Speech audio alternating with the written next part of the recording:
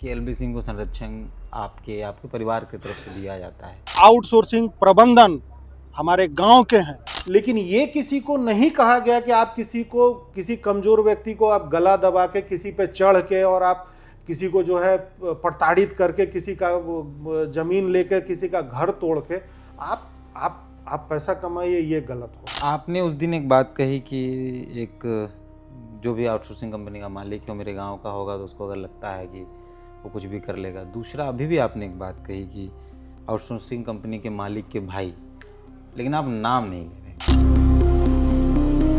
हम एक बार नाम लेते हैं। एलबी सिंह की बात आप कर रहे हैं, आप वहाँ हल्ला करेंगे तो क्या हो जाएगा। झरिया को बर्बाद करके धनबाद में राजनीति नहीं करने दें। झरिया में आप लोगों को परेशान करेंगे और धनबाद में जाकर आप राजनीति करेंगे। तो हम उनको स्पष्ट कहा कि साहब आप आके खड़ा होके आप माइंस चालू करवा रहे, नहीं तो माइंस नहीं चालू हो। आप लोग की तरफ से, क्योंकि आप जिस परिवार से हैं, ये सिंह मेंशन, धनबाद के लोगों की नज़र रहती है, वो पूरे झारखंड की नज़र रहती है कि नगर निगम चुनाव होना है। आप लोग की तरफ से अभी तक क्या, क्योंकि अब तो समय नहीं है, 2 तारीख तक अनाउंसमेंट करना है, नॉमिनेशन कर देना है, 29 से नॉमिनेशन का डेट। हाँ ठीक है, मतलब हमारे तरफ से, हमारे परिवार के तरफ से अभी कोई ऐसा निर्णय नहीं लिया गया है। 22 जनवरी की शाम से ही एक वीडियो झारखंड में डिजिटल मीडिया प्लेटफॉर्म हो या सोशल मीडिया प्लेटफॉर्म हो पर ट्रेंड कर रहा था।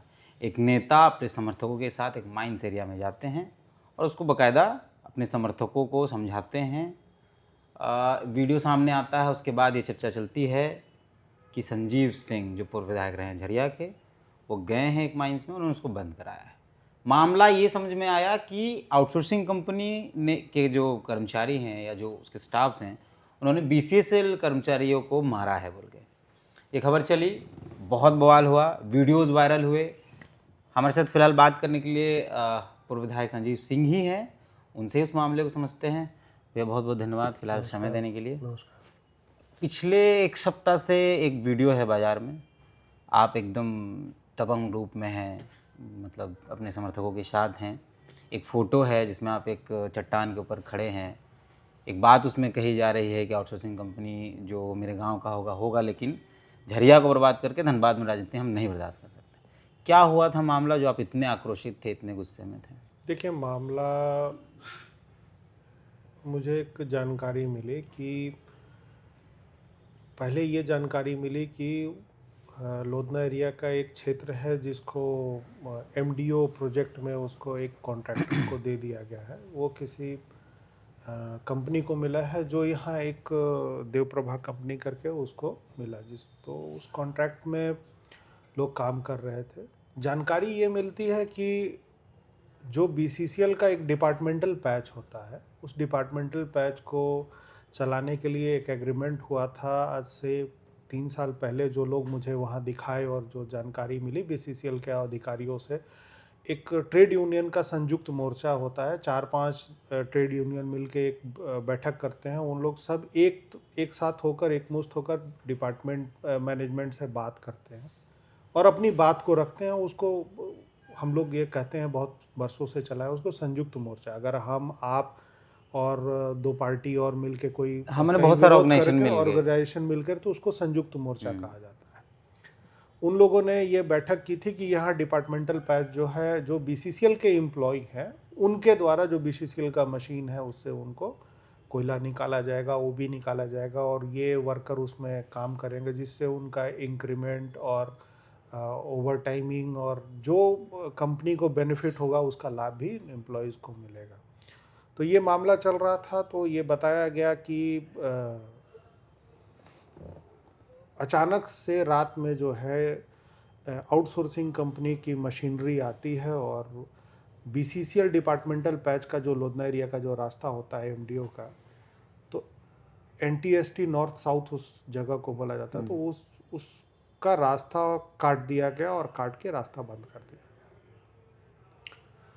एम्प्लॉयज़ इस बात को डर में बैठ गए कि भाई हमारा डिपार्टमेंटल पैच है और ये बंद हो जाएगा तो हम लोग को यहाँ से कहीं और दूसरी जगह स्थानांतरित कर दिया जाएगा। आप समझ लीजिए कि जो लोग झरिया में रहते हैं, सरायढेला में रहते हैं या चंदन क्यारी में रहते हैं या सिंदरी में रहते हैं, अगर वो माइंस बंद हो जाता तो उनको कहीं ना कहीं उठा के आप मान लीजिए कि सिजुआ में भेज दिया, बागमारा में भेज दिया, मतलब उस दूसरे क्षेत्र में भेज दिया, उनके लिए दूरी बढ़ जाती है, परिवार से भी दूरी हो जाएगी, आने जाने में समय बर्बाद होता। तो इस परिस्थिति में ये लोग उसको विरोध किए कि भाई ये क्यों काटा गया।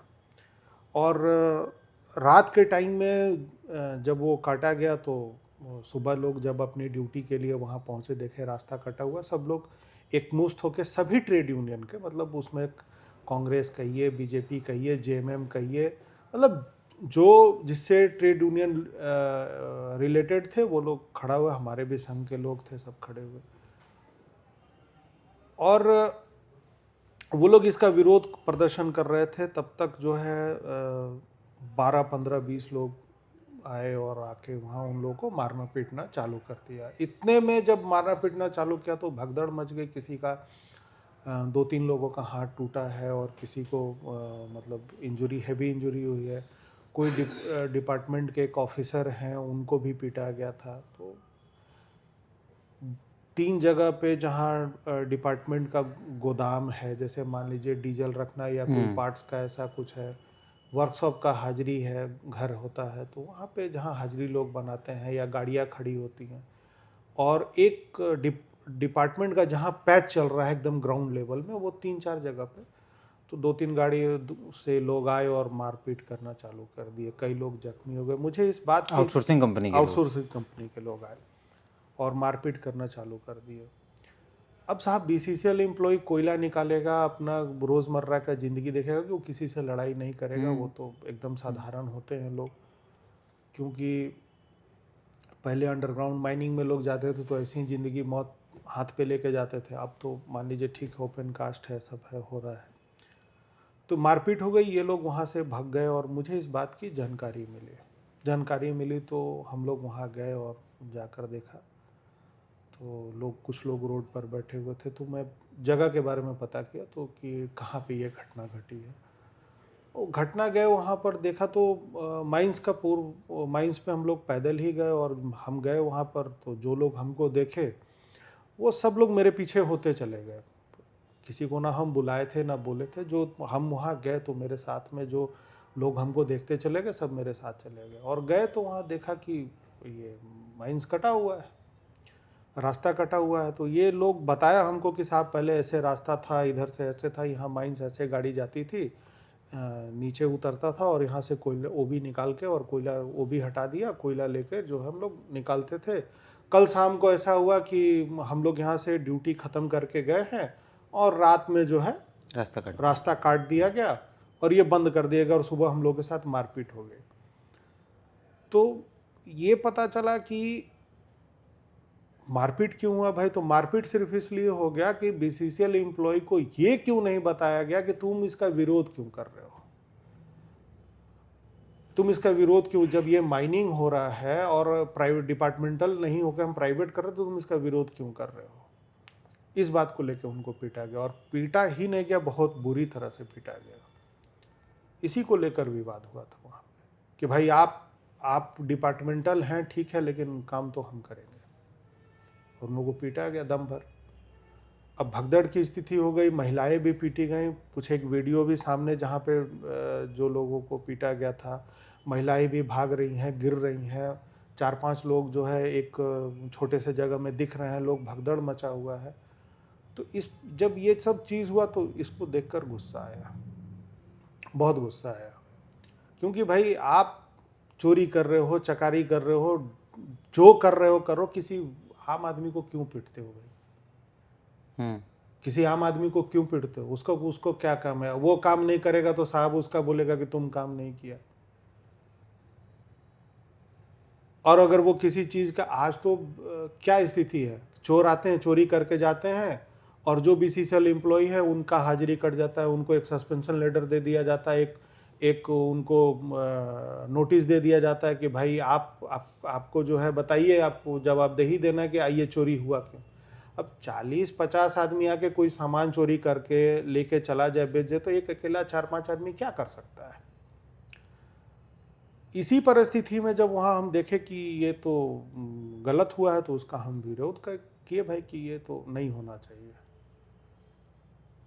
और विरोध मेरा ये कोई मतलब ऐसे ही नहीं था, वो मेरा विरोध इसलिए था कि दोबारा ये होना नहीं चाहिए। वीडियो चला, बहुत चला, नो डाउट कि बहुत लोगों ने देखा, पूरे झारखंड ने देखा उसका, लेकिन आगे परिणाम क्या हुआ? अभी क्या हुआ? ऊपर से वो जो संयुक्त मोर्चा थी उनके ही लोगों पर एफआईआर हुआ, शायद लिख के दिया गया। नहीं, वो कंपनी के एक हमको जानकारी जो मिला, कोई शीतला सिंह करके उस कंपनी का कोई आदमी है, उसको वो बोला कि हमको चोट लगा और हम बेहोश हो गए, तो ऐसा वैसा करके उसको अस्पताल ले गया। तो वो लिखा मेरे ऊपर जो है, यहाँ डिपार्टमेंटल चलाने के लिए आपको, ये एमडीओ आउटसोर्सिंग चलाने के लिए आपको 15 लाख रुपया देना होगा। तो ये मतलब एकदम सरासर गलत मामला है, वो गलत उन लोगों पे केस हुआ। लेकिन ठीक है, वो ये स्वतंत्र अधिकार है सबका कि भाई आप अपनी शिकायत को दें। थाने में उन लोगों ने दिया। बीसीसीएल एम्प्लॉय भी जो हैं 4-5 लोग, 6 लोगों ने जो है वो भी लिखित शिकायत किए कि भाई हम लोग ड्यूटी पे जा रहे थे, फला व्यक्ति आया और 4-5-7 लोग थे या 12 लोग थे, इन लोगों ने हमको यहाँ मारा पीटा, हमारे पॉकेट से पैसा ले लिया और ये किया। उद्दंडता जो जितनी थी, हाँ, रिवॉल्वर या पिस्टल चमकाया, घटना का बकायदा सारा वो जिक्र करके, तो वो 8 लोग वो भी दिए। अब उस केस को कि एक तरफा केस ना हो जाए, तो उसको कमजोर करने के लिए उन काउंटर केस उन लोगों ने किया था। और बीसीसीएल के अधिकारी भी उसमें जो है डिपार्टमेंट की ओर से उन लोगों पर केस किया गया है। अब इसमें सारी जिम्मेवारी जो है, जवाबदेही है जो प्रशासन की है, कि प्रशासन की भूमिका क्या होती है। प्रशासन को इसमें स्पष्ट करना चाहिए, क्योंकि जो लोग हैं उनका आप हिस्ट्री देख लीजिए। एक साधारण परिवार से काम करने वाले एम्प्लॉय हैं, जो 8 बजे सुबह से लेकर 2 बजे तक का ड्यूटी उनको करना, 8 घंटा ड्यूटी करते हैं और ड्यूटी करके अपने घर चले जाते हैं। तो हमको लगता है कि प्रशासन को उनकी भूमिका की जांच करनी चाहिए कि कौन लोग हैं जो गलत किए और कौन लोग जो हैं सही किए। हमारे हिसाब से तो हम स्पष्ट बोलते हैं कि आउटसोर्सिंग कंपनी के जो लोग थे, उनके कंपनी के मालिक के जो भाई हैं, वो भी गलत किए एकदम। हम तो स्पष्ट बोलते गलत है। आप तो अस्पताल में मिलने गए थे उन लोगों से जिनको चोट लगी? जिनको बिल्कुल चोट लगा। क्या स्थिति है उनकी? स्थिति ठीक नहीं है, मानसिक स्थिति में डिस्टर्ब है। एक तो बता रहे कि एक बंदा का हम पैर देखे, उसके पैर पे बहुत बड़ा स्वेलिंग था, था। वीडियो पे दिख रहा। तो वो स्पष्ट बोला कि साहब ये डॉक्टर से हमको इलाज नहीं करना है, पता नहीं क्या कर देगा, यहाँ इलाज होगा कि नहीं। तो वो इसलिए नहीं बोल रहा था कि उसका इलाज नहीं होगा, वो इसलिए बोल रहा था कि वो डरा सहमा हुआ था कि यहाँ पर है मैनेजमेंट के कंट्रोल में, कहीं फिर से मेरे साथ दोबारा ये घटना। जब काफ़ी समझाने बुझाने के बाद वो जो है इलाज उलाज कराया, डॉक्टर भी वहाँ मौजूद थे, उनको बोले कि भाई आप देखिए, इसको एश्योर कीजिए कि आपको कोई दिक्कत नहीं है। लेकिन डॉक्टर का भी कहना था कि सर ये मेंटल स्ट्रेस में, ये मानसिक दबाव में है। दूसरा और एक बता रहे थे, कोई 58 साल का बुजुर्ग, एक वो हम उनसे जब पूछने गए कि भाई आप ठीक हैं, तो बड़ी आराम से वो बोले कि हाँ ठीक है, लेकिन उसके तुरंत बाद वो रोना चालू कर दिया। बहुत मारा, बहुत दर्द हुआ, मतलब वो अपने आप में नहीं थे उस टाइम में।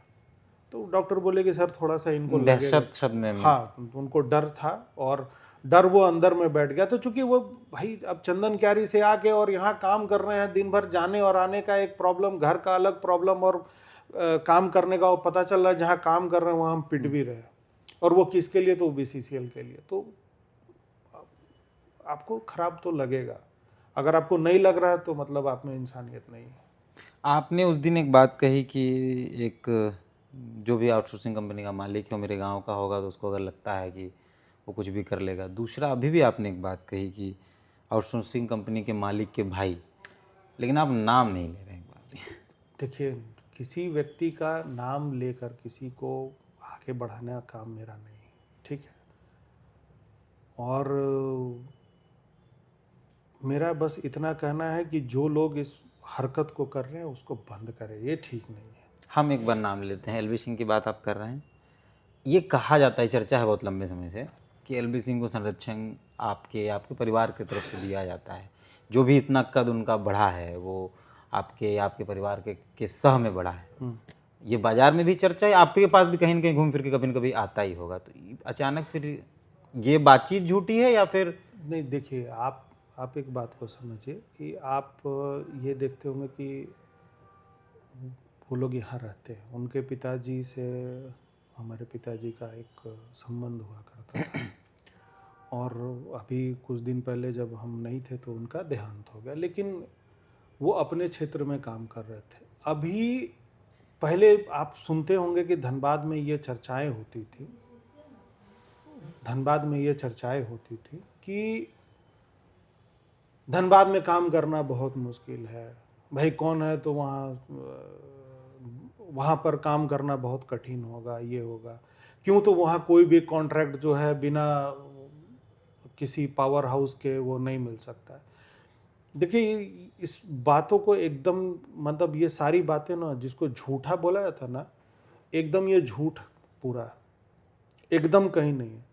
आज के डेट में सबसे बड़ा अगर ऑर्गेनाइजेशन बीसीसीएल है, हम कोल इंडिया की बात नहीं कर रहे हैं, हम बीसीसीएल जिसके बारे में हम जानते हैं उसके बारे में बात कर रहे हैं कि बीसीसीएल में जितने भी काम निकलते हैं, ठीक है, उसमें कुछ खास लोगों को चुना जाता है और वो कंपनी के जो सीएमडी लेवल के अधिकारी, डायरेक्टर्स लेवल के अधिकारी, वो पिक एंड चूज करते हैं, पिक एंड चूज करते हैं कि भाई हमको काम इसी को देना। और काम भी ये नहीं, अगर कोई काम मेरा 10 रुपया में होने वाला है तो उसको हम उसका एस्टिमेट 50 रुपया करके आपके मुताबिक, आपके तरीके से, कि कोई दूसरा एलिजिबल नहीं हो उस काम में, उस तरीके से हम उसको निकाल के सारा नियमावली आपके सहूलियत के हिसाब से निकाल देते हैं।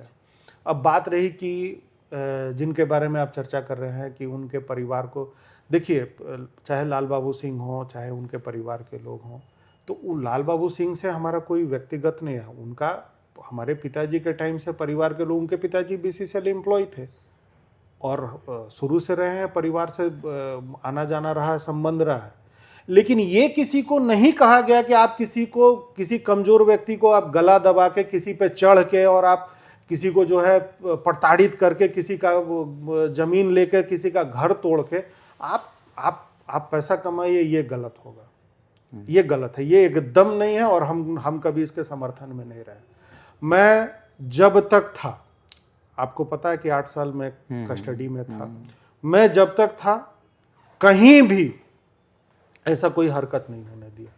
मेरे नहीं रहने के बाद इस बीच में क्या हुआ नहीं हुआ वो हम नहीं जानते हैं, लेकिन मेरे रहते भर में अगर मेरे सामने ये घटना घटेगी तो हम पहला रिक्वेस्ट प्रशासन को करेंगे कि सर आप इसको हैंडल कीजिए, बीसीसीएल को करेंगे साहब आप इसको हैंडल करो। नहीं होगा, अंततः मरता ना क्या करता, हमको खड़ा होना पड़ेगा भाई।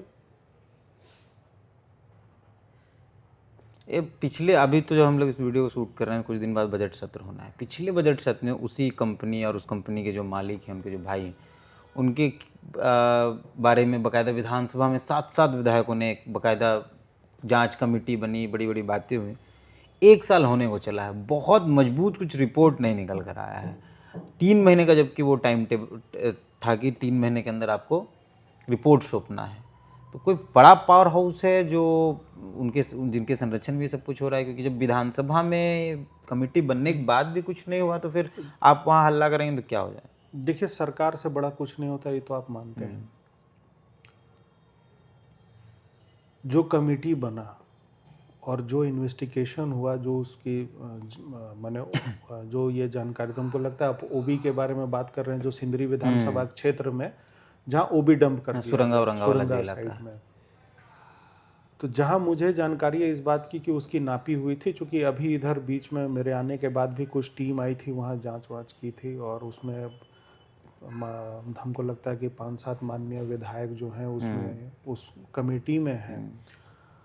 तो ये तो नॉर्मल सा बात है कि सीओ बताएंगे कि सीओ उनका ज़मीन कहाँ है, ग्रामीण जो वहाँ क्षेत्र के ग्रामीण हैं वो बताएं कि उनका ज़मीन कहाँ है, उसकी नापी होनी है और नापी अगर हो गया, वहाँ ओबी आपके सामने है, तो वो तो निश्चित रूप से उस पर तो कार्रवाई होना चाहिए। अगर नहीं हो रहा तो दुर्भाग्य की बात है।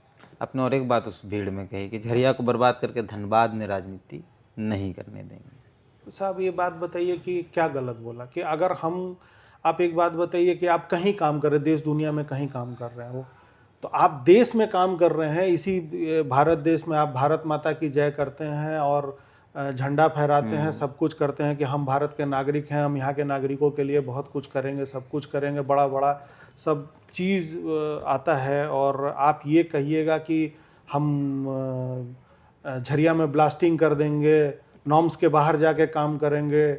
आप अगर उसमें 350 वर्कर बीसीसीएल में है तो ठीक है, हम मानते हैं 100 आदमी हमारे वोटर नहीं होंगे, वो बाहर से आते होंगे, कुछ धनबाद सराइड धनबाद विधानसभा से हैं, कुछ सिंदरी से हैं, कोई चंदन क्यारी से। 50-100 तो मेरा होगा उसमें। आप उसको पीटिएगा और आके यहाँ पे राजनीति कर लीजिएगा, आप उसका घर तोड़ के आके यहाँ पे आप राजनीति कर लीजिएगा, ये कैसे होगा भैया? कर तो रहे हैं, पूरा व्हाइट पहन के गाड़ी में झंडा लेके। देखिए वो ये तो पोस्टर लग रहा है समाज सेवी का। देखिए ये उस विषय पर हम नहीं जाएंगे कि किनका क्या लग रहा है, लेकिन हम जो तथ्य है हम उस पर बात करेंगे कि ये हम नहीं होने देंगे। हम आज भी बोलते हैं और आज भी हम आपके कैमरे पर बोल रहे हैं, आपके सामने बोल रहे हैं कि हमने जिस दिन हमने काम वहाँ पे काम रुकवाया था, वो इसलिए नहीं रुकवाया था कि इस मामले में स्पष्टता चाहते थे कि लीपापोती नहीं हो। लेकिन धनबाद में जो डिस्ट्रिक्ट एडमिनिस्ट्रेशन है, जो प्रशासनिक विभाग है, चाहे वो उपायुक्त से हैंडल होता हो, चाहे एसएसपी साहब से हैंडल होता हो, तो मेरे माननीय उपायुक्त महोदय और एसएसपी साहब का जो है शायद स्पष्ट निर्देश थाना को दिया गया था। चूँकि हम वहाँ पे गए दोबारा, तो ये कहा गया कि नहीं साहब, एकदम इस माइंस को चालू करना है, एकदम बहुत दबाव है। तो अब ये तो है कि अब प्रशासन के आगे तो कोई लड़ नहीं सकता। दबाव तो प्रशासनिक विभाग का था। अब मान लीजिए कि अब जो जिला प्रशासन अगर एक थाना प्रभारी खड़ा होता है और उसके ऊपर इंस्पेक्टर खड़ा होता है, तो कोई उसका सीनियर होगा। तो हम तो डिस्ट्रिक्ट एडमिनिस्ट्रेशन को ही बोलेंगे भाई। तो डिस्ट्रिक्ट एडमिनिस्ट्रेशन स्पष्ट कर दिया कि नहीं, माइंस तो चलना है। तो हम उनको स्पष्ट कहा कि साहब आप आके खड़ा होके आप माइंस चालू करवा रहे, नहीं तो माइंस नहीं चालू होता। और आज देखिए कि उस घटना की एक पुनरावृत्ति धनसार में भी होती है कि लोगों का इतना मन बढ़ जाता है कि जाके धनसार में भी एम्प्लॉइज को बुरी तरह से मारते हैं। अब अखबार, अब मेरे पास फोटो है, उस फोटो को देखिएगा तो आप कहिएगा कि भाई ऐसा घटना क्यों घट गया। ये तो कंटिन्यू है। आप जब स्टडी में तो उससे पहले भी ये सब कुछ चल ही रहा था, उस 8 साल के बीच में भी अगर आप देखेंगे देखिए कि वो कंटिन्यू है। ये पूरा जो कंपनी है या उसके जो मालिक हैं या उस मालिक के जो भाई, ऊपर तो कंटिन्यू आरोप हैं ही कि वो वहाँ मारपीट करते हैं, सुरंगा के इलाकों में बम फेंक देना, वो सब कुछ तो कंटिन्यू चल ही रहा है। और हमको नहीं लगता है कि जिस तरीके से प्रशासन का रवैया उस पर कुछ कंट्रोल है। देखिए अब ये तो प्रशासनिक विभाग का काम है कि अगर इस तरह की घटना हो रही है तो उस पर उनको कंट्रोल करना चाहिए, ठीक है। लेकिन अब कंट्रोल नहीं कर रहे हैं तो अब हम किसको दोषी ठहराएं? प्रशासनिक पदाधिकारी में जो लोग बैठे हैं उनको, या सरकार को दोषी ठहराएं? क्योंकि आप देखते होंगे कि इस मामले में एक अकेला हम ही नहीं है, बहुत सारे लोग इस मामले को लेकर विरोध किए, लेकिन ग्राउंड लेवल पर कोई बात करने के लिए तैयार नहीं हुआ। ठीक है, अगर हम प्रशासनिक पदाधिकारी से हम जब बात कर रहे हैं कि भाई आप इसको क्यों चालू कर रहे हैं, तो और लोगों को जो सरकार में हैं, जो सत्ता में बैठे हुए हैं या जो सत्ता से जुड़े हुए, उनको भी तो आके खड़ा होना चाहिए था कि भाई ये काम नहीं चालू होना चाहिए, बंद होना चाहिए, पहले इसका हिसाब होना चाहिए कि क्यों घटना हुआ। और हमको लगता है कि आपको ये जानकारी भी नहीं है कि इतनी बड़ी घटना घटी क्यों, इस घटने के पीछे कारण क्या था। ये घटना, वो जो एनटीएसटी में जो लोधना एरिया में जो घटना, वर्कर्स को पीटा गया, वो एक रोड काटने का मामला नहीं था। जब मैं वहाँ 4 घंटा 5 घंटा जब मैं वहाँ बैठा, जब वहाँ पे लोगों से बात कर रहा था, उस क्षेत्र को देख रहा था, चूँकि बहुत पहले हम माइंस एरिया में गए हुए थे, बहुत पहले की बता रहे हैं, तो माइंस में हम लोग देखते तो काम कैसे होता था उस चीज़ को हम समझते थे।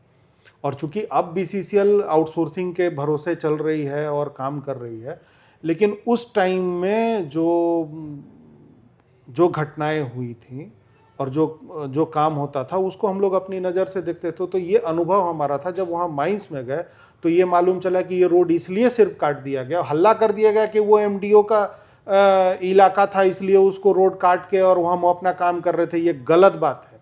वहाँ का डायरेक्टर आया था, डायरेक्टर पर्सनल हैं, हमको लगता है संजय सिंह है, हम उनको वहाँ घटनास्थल पर वो आए थे और वहाँ हमारी बात हुई थी, जब वहाँ आंदोलन हो रहा था वहाँ खड़े थे, उस पर बात हुई थी उनसे। उन्होंने कहा कि साहब ये तो डिपार्टमेंटल पैच का, तो हम बोले आपका डिपार्टमेंट ही कहता है कि नहीं ये आउटसोर्सिंग कंपनी का पैच है। तो नहीं साहब ये मेरे को साइन करना है, हम करेंगे, हम देंगे, ये तो है नहीं। लेकिन जब सब सारे लोग जा रहे थे, हम लोग शाम को देख रहे थे, तो एक व्यू पॉइंट था, व्यू पॉइंट से हमने देखा कि भाई, हमें पूछा कि ये तो कोयला दिख रहा है, बोला हाँ कोयला तो हमने निकाल दिया। तो बोला ये तो डिपार्टमेंटल का कोयला है, बोला हाँ डिपार्टमेंटल का कोयला है। तुम बोले तो ये जब डिपार्टमेंटल का कोयला था, ये रास्ता काट दिया गया, तो रात में इधर प्राइवेट गाड़ी जो है आउटसोर्सिंग कंपनी का इधर है, बोला हाँ पूरा रात में तो कोयला उठाया। एक कैलकुलेशन में 50,000 टन कोयला रात भर में वहां से जो बीसीसीएल एम्प्लॉय और डिपार्टमेंटल पैच का जो बीसीसीएल का पैसा से खनन हुआ उसको ओबी हटाया गया था। उस कोयले को ये लोग निकाल के रात में 50,000 टन कोयला जो है अपने एमडीओ के प्राइवेट डिपो में ले जाकर उठा के लेके चले गए। अब वो दिखा देंगे एमडीओ वाला और वो दिखा दिए एमडीओ का। अब साहब 6,000 रुपया टन जो है उसका कोयला का प्राइस है, आप जोड़ लो 50,000 टन का कितना होता है। तो ये तो सारा घटना उसके लिए हुआ था, और वो जिसके लिए हुआ वही मामला रफा दफा हो गया। लेकिन हम इस बात को हम सीएमडी से भी बोले हैं, डीपी को भी बोले हैं, और हम लिख के देंगे, इसको जांच कराएंगे। 50,000 टन कोयला का कोई माय बाप अब तो वो चला गया, वो चला गया। मैनेजमेंट भी इसमें हाथ खड़ा करेगा, हमको पता है। लेकिन हम तो लड़ाई लड़ेंगे, चाहे जहाँ तक लड़ना पड़े। जो लोकतांत्रिक तरीका से लड़ाई होता है वो तो हम लड़ेंगे इसके लिए। आज 27 तारीख है और हम लोग जब बात करें उसमें कुछ घंटे पहले ही नगर निगम चुनाव की घोषणा हो गई है। फरवरी में 23 तारीख को चुनाव होने, 28 तक 27 तक परिणाम दे देना है। आप लोग की तरफ से, क्योंकि आप जिस परिवार से हैं, ये सिंह मेंशन धनबाद के लोगों की नज़र रहती है, वो पूरे झारखंड की नज़र रहती है कि नगर निगम चुनाव होना है।